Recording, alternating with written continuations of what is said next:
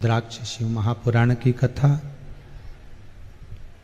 भगवान ओघड़दानी त्रिकालदर्शी कैलाशी शिव ही कृपा करके स्वयं बाचत रहे हैं, स्वयं बोल रहे हैं। सुनने वाला भी शिव है तो कथा करवाने वाला भी शिव ही है। खामगांव से आकर यजमान पद ग्रहण करना और भावों से भगवान की भक्ति को धारण करना, ये थोड़ा एक अलग विषय हो जाता है। आपको पहले भी कहा, जब तक शिव कृपा नहीं करते तब तक आप शंकर के चरणों में नहीं पहुंच सकते।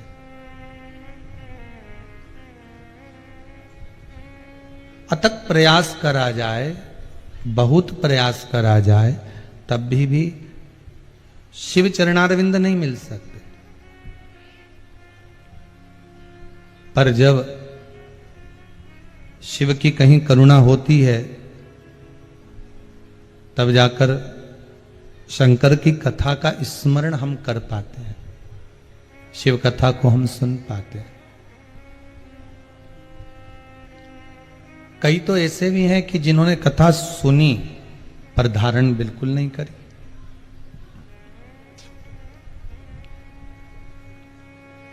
मान लो शिव कथा सुनने चले भी गए, शंकर की कथा में पहुंच भी गए, पर धारण भी तो करना चाहिए।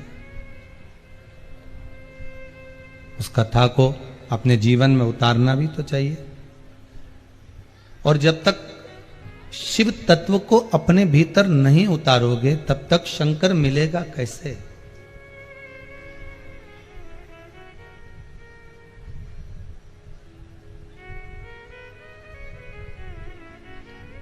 जन्म लिया उस दिन से आज तक ऐसा कोई संसार में मानव नहीं जन्मा जो परमात्मा को पाने का प्रयास ना करता। सब करते हैं।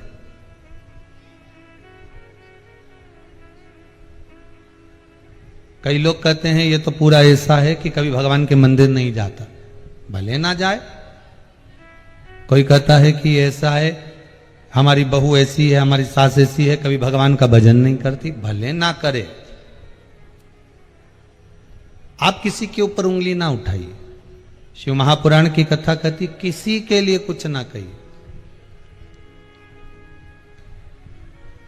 क्योंकि परमात्मा ने जब जन्म दिया है ना, तो ये जितनी जो श्वासें दी हैं हमको, इस श्वास में अपने आप ओम का शब्द देकर भेजा है कि तू भगवान का भजन करेगा ना करेगा, स्मरण करेगा ना करेगा, नाम जाप करेगा ना करेगा, पर ये पक्का है कि तू जो श्वास ले रहा है उसमें ओम निकल रहा है, उसमें ओम का संबोधन चल रहा है। फिर क्यों ढूंढने जाएं हम, कहां जाएं? एक पत्नी गुरुजी के पास जाकर बोली, गुरुदेव मेरा पति ऐसा है कि कभी भगवान का नाम ही नहीं लेता, मैं उससे बड़ी दुखी हूं, पर मैं भी विचार कर कर बैठी हूं कि उसके मुख से राम का नाम तो निकलवा कर ही मानूंगी, चाहे कुछ भी हो जाए। अब उस पत्नी ने अथक प्रयास कर लिया, सब कुछ सोच लिया, विचार कर लिया, प्लानिंग कर ली कि नाम निकलवाऊंगी, पर नहीं निकला। अंत में वो हार गई और उसके मन में आया कि अब मैं क्या करूं। रात्रि को सोई, पति के शरीर में कुछ कष्ट होगा तो पति ने मुख से कह दिया, हे राम। बस पत्नी खुश हो गई। दूसरे दिन सुबह पंडित जी को भोजन कराने के लिए बुला लिया। ब्राह्मण देवता आप आइए और आकर भोजन करिए। आज ब्राह्मण देवता ने पूछा कि ना तो आज अमावस्या, ना आज पूर्णिमा, ना कोई एकादशी, ना कोई द्वादशी, ना कोई चतुर्थी है, ना कोई तीज है, फिर आज तो आपका व्रत भी नहीं है कि आप ब्राह्मण को भोजन करा रही। पर बात क्या हो गई ऐसी कि आज आपने इतने सारे ब्राह्मणों को भोजन करने बुला लिया। तो पत्नी बोली, मेरा एक काम हो गया। क्या? आज मेरे पति के मुख से राम का नाम निकल गया। अच्छा, ठीक है। अब पति ने देखा कि ब्राह्मण भोजन कर रहे हैं, स्मरण कर रहे हैं, तो पति ने पूछ लिया अपनी पत्नी से, आज क्या है जो ब्राह्मण भोजन कर रहे हैं इतने सारे?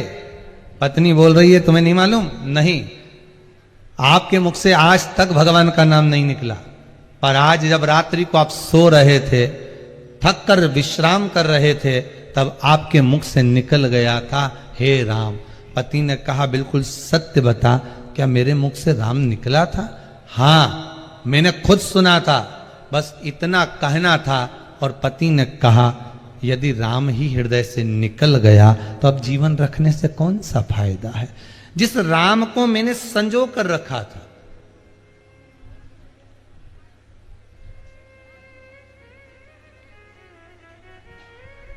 जिस राम को मैंने अपने भीतर छुपा कर रखा था, अगर वही राम निकल जावे,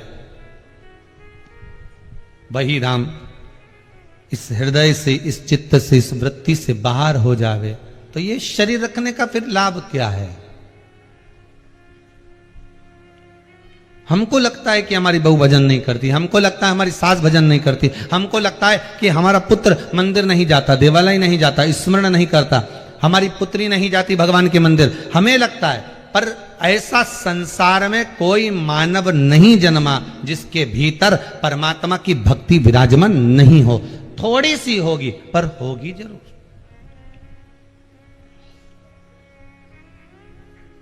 हो सकता है उसको ये सब ठीक नहीं लगता हो।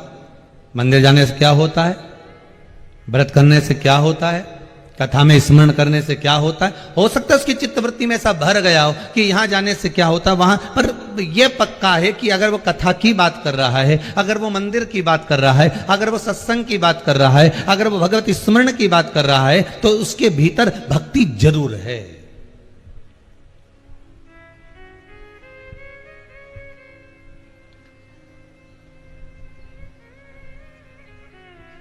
उसके भीतर भक्ति सदा विराजमान है।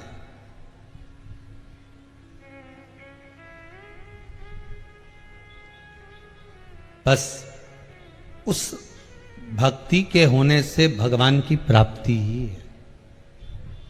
आप सब आस्था चैनल के माध्यम से जो शिव महापुराण की कथा को श्रवण कर रहे हो, आप सब भगवान देवाधिदेव महादेव की कथा को जो सुन रहे हो, आप सब भगवान की कथा को भले फेसबुक, यूट्यूब या आस्था चैनल के माध्यम से या ऑनलाइन श्रवण कर रहे हो, तो ये विश्वास मानकर चलिए कि कहीं ना कहीं शिव आपका परिचित हैं, कहीं ना कहीं भोलेनाथ आपके रिश्तेदार रहे हैं, कहीं ये आत्मा परमात्मा से जुड़ी हुई है।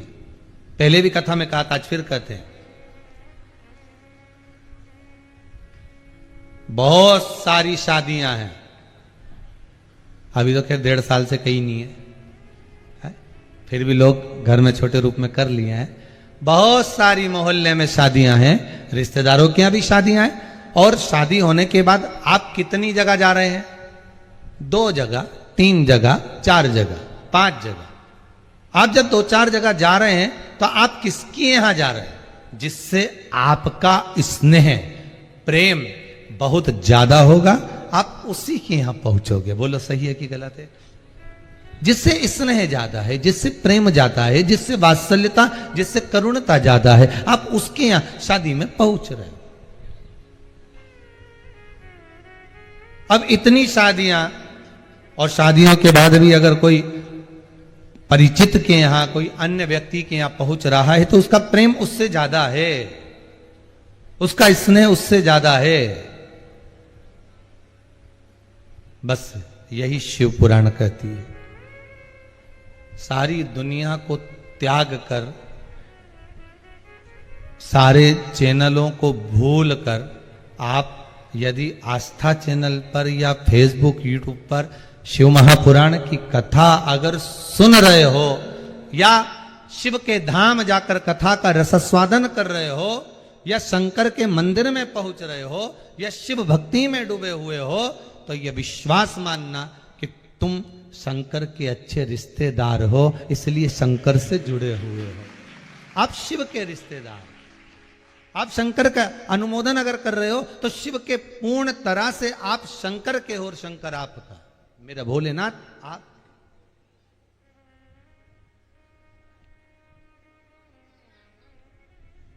शिव आपके, और देवाधिदेव महादेव जब एक बार आपके हो गए तो संसार की ऐसी कौन सी वस्तु है जो आपके पास में नहीं होगी।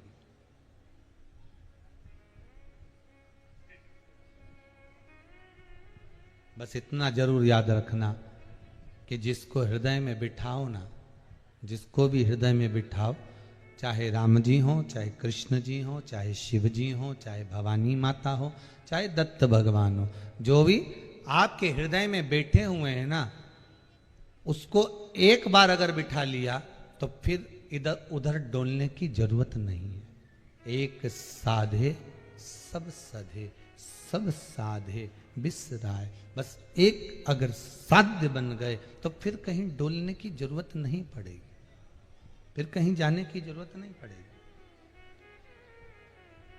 और भले तुम पड़ोसन की काकी को कितनी भी चाय पिला लो, पड़ोसन को कितनी भी रोटी खिला लो, पड़ोसन को कितना भी चाय पिलाओ, भोजन कराओ, चाहे आप कितना भी उसको कुछ खिलाने का प्रयास करो, पर जायदाद का हिस्सा पड़ोसन नहीं देगी आपको। जायदाद का हिस्सा तो आपको अगर कोई देगा तो वो घर की सास ही देगी, भले उसको आप चाय दो चाय मत दो, भोजन दो मत दो, हिस्सा तो वही देने वाली है। उसी तरह तुम संसार में भ्रमण कर कर देखिए, जहां तहां जाकर देखिए, सब जगह पर धोख लगा कर देखिए, सबको प्रणाम कर कर देखिए, पर अगर कुछ देगा, कुछ प्रदान करेगा तो वो मेरे देव अधिदेव महादेव ही कर सकते हैं। इतना दे देते हैं कि बटोरा नहीं जाता महाराज, इतना दे देते।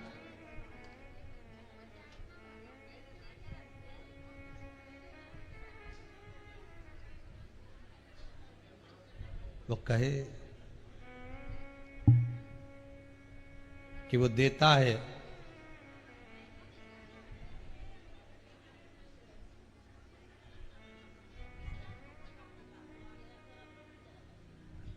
तो उसके देने में वो कमी नहीं छोड़ता।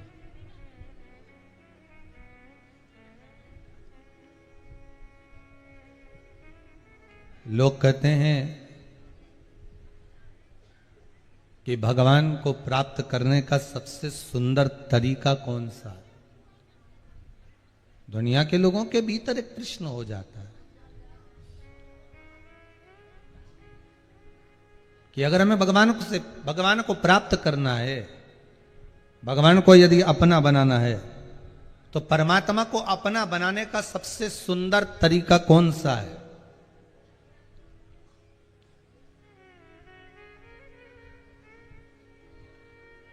क्या तरीका हो सकता है? तो कहा दुनिया का परमात्मा को अपना बनाने का सबसे सुंदर तरीका है आपका निर्मल स्वभाव,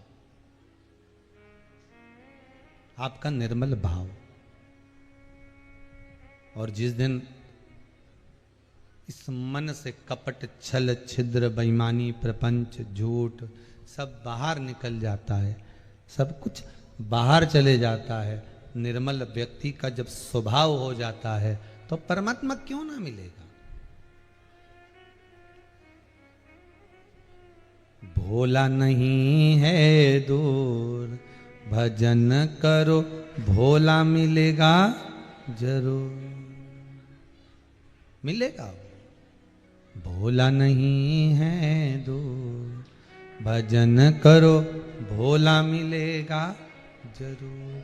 आप निर्मल मन से जब भगवान की भक्ति का स्मरण करोगे, निर्मल मन से जब भगवान का भजन करोगे, निर्मल मन से जब परमात्मा को पाने का प्रयास करोगे, निर्मल मन से जब भगवान के होने का प्रयास करोगे, तो क्यों ना भगवान आपका होगा।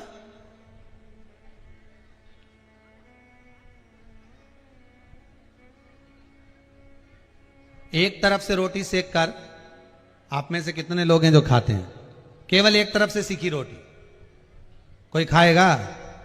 अरे बोलो तो जम के नहीं। दोनों तरफ से रोटी को जब सेका जाएगा तब रोटी लोग खाएंगे। अर्थात शिव पुराण भी ये कहती है, आप एक तरफ से तप रहे हो, आप एक तरफ से भजन कर रहे हो, आप एक तरफ से शंकर जी को पाने का, शिव जी को पाने का, मेरे ओघड़दानी को पाने का, मेरे त्रिपुंडधारी को, मेरे त्रिकालदर्शी, मेरे कैलाशी को पाने का प्रयास कर रहे हो। एक तरफ से आप प्रयास कर रहे हो कि रोटी पक जाए, पकेगी, पर दूसरी तरफ जितना आप तप रहे हो शंकर को पाने के लिए, शिव कहते हैं तो चिंता मत करना, जब मैं पलटूंगा और मैं तुझे पाने का प्रयास करूंगा तो रोटी जब दूसरी तरफ से पलटी जाती है तो नीचे की जो रोटी थी ना पुरानी, वो ऊपर फूल जाती है। बोलो सही है कि गलत है? एक तरफ से आपने रखी, फूली क्या? नहीं, पर दूसरी तरफ से जैसे ही पलटकर आपने उल्टी डाली, जरा सा उस पे कपड़ा फेरा तो रोटी फूल जाती है। भगवान कहते हैं एक तरफ से तू तप रहा है, एक तरफ से तू तपन कर रहा है, एक तरफ से तू मेरा भजन कर रहा है, एक तरफ से तू मेरा स्मरण कर रहा है, एक तरफ से तू मेरा नाम जाप कर रहा है, एक तरफ से तू मेरा कीर्तन कर रहा है। पर चिंता मत करना, इस कीर्तन का फल, इस कथा को श्रवण करने का फल, जो रुद्राक्ष शिव महापुराण की कथा तू सुन रहा है, किसी भी भाव से किस कारण सुन रहा है ये तू ही जानता है, पर जिस भाव से तू श्रवण कर रहा है, तूने तो एक तरफ से रोटी को सेक लिया। पर चिंता मत कर, जैसे ही मैं पलटूंगा वैसे ही मैं तुझे रोटी को जैसे फुलाते हैं ऐसे तुझको भी मैं ऊपर की ओर उठा दूंगा। तो चिंता मत करना, बस मेरी भक्ति, मेरा भजन, मेरा स्मरण, मेरा कीर्तन, मेरा नाम जाप, मेरा मन स्मरण, बस आप जितना भक्ति में रम सकते हो साहब। फिर निवेदन करूंगा मेरे शंकर भगवान को, मेरे ओघड़दानी को, मेरे त्रिकालदर्शी को, मेरे कैलाशी को, मेरे अविनाशी को, आपका बहुत सारा धन वैभव नहीं चाहिए, आपका बहुत सारा धन वैभव मेरे बाबा को नहीं चाहिए। मेरे बाबा को तो अगर कुछ चाहिए तो आपका केवल एक लोटा जल, वो लोटा जल क्यों कहते हैं कि एक लोटा जल चढ़ाया, एक लोटा पानी चढ़ाया, क्यों कहते हैं? उसका कारण क्या है? वो लोटा जल नहीं है, जो कलश है ना वो ये शरीर है जिसमें पानी भरा रहता है, कलश शरीर है, और जो उसमें जल भरा है ना वो हमारा मन है। जल क्या है? मन। तो कहा गुरुजी आपने जल को मन से जोड़ दिया, क्यों नहीं जोड़ेंगे? केवल एक जल ही तो ऐसा होता है जिसको जिस कलर में मिलाओ वो उस कलर का हो जाता है। लाल में मिलाओगे तो लाल हो जाएगा, पीले में मिलाओगे पीला हो जाएगा, काले में मिलाओगे काला हो जाएगा। मन जल की तरह है, इसको जिसमें मिलाओगे ना वो उसमें हो जाएगा। जुआरी गेहूं के साथ बैठोगे तो जुआरी बन जाएगा, पापी के साथ बैठोगे तो पापी बन जाएगा, कपटी के साथ बैठोगे कपटी बन जाएगा, छली के साथ बैठोगे छली बन जाएगा।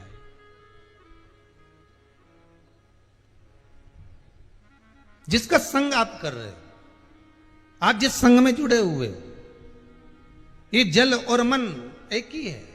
बस संगति अगर आपकी अच्छी है, भाई शास्त्र क्या कह रहा है, बड़े प्रेम से श्रवण करिए शास्त्र का, कि एक हंस और कौवे की जो मित्रता हुई, और हंस और कौवा बट वृक्ष पर बैठे थे, और एक शिकारी बैठा हुआ था, राजकुमार बैठा हुआ था। कौवा मांस का टुकड़ा लेकर आया, वो टुकड़ा बात करने के चक्कर में राजकुमार पर गिर गया। पहले भी कथा में कहा, राजकुमार को क्रोध आ गया, उसने बाण छोड़ा, कौवा तो उड़ गया, हंस को लग गया। पाप करने वाला मित्र, पाप करने वाला सखा पाप कर कर भाग जाता है, और उसके साथ जो अच्छा होता है, कौवा तो उड़ गया पर हंस को बाण लग गया। बहुत समझना पड़ेगा इस जीवन को, मानव के शरीर को, कि ये मन, ये आत्मा, ये चित्त, ये वृत्ति केवल जल की तरह है, एकदम तरल है, एकदम तरल, जल की तरह।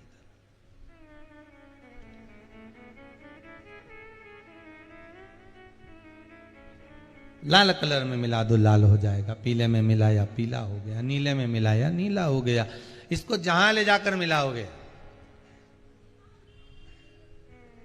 सुबह शाम तो आप भी इस मन को एक बार मिलाते हो निंदा में, चुगली में, कपट में, छल में, बेईमानी में, प्रपंच में, इसको कहीं ना कहीं मिला देते।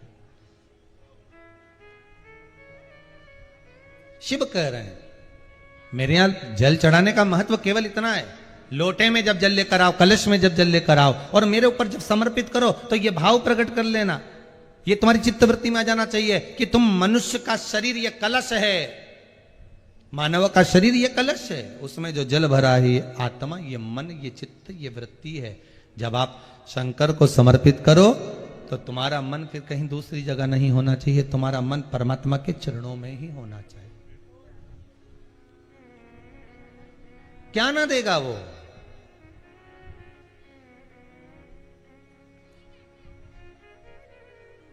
अगर ये मन, ये चित्त, ये वृत्ति शिव की हो गई, बाबा ओगढ़दानी, त्रिकालदर्शी, कैलाशी, अविनाशी भगवान शंकर की हो गई, तो संसार का ऐसा कौन सा दुख है जो वो काटेगा नहीं। अभी ये पत्र में एक पत्र है, देखिए, पूरे तो नहीं पढ़े हैं पर जो पढ़े हैं उसमें से बता देते।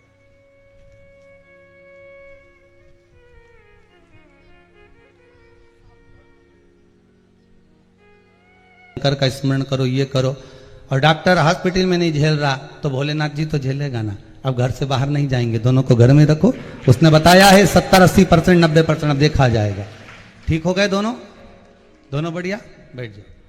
बाबा की कृपा बनी रहे, बस विश्वास आपका है, भरोसा आपका है, दृढ़ता आपकी है, शिव आपका है।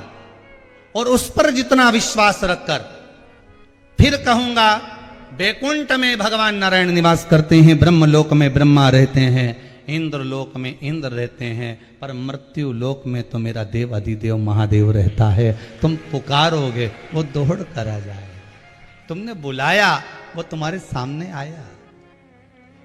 जो बहू पास में रहती होगी, भले कितना भी झगड़ा होगा, कितनी भी लड़ाई होगी, पर दुख के समय पर सबसे पहले वही खड़ी होगी।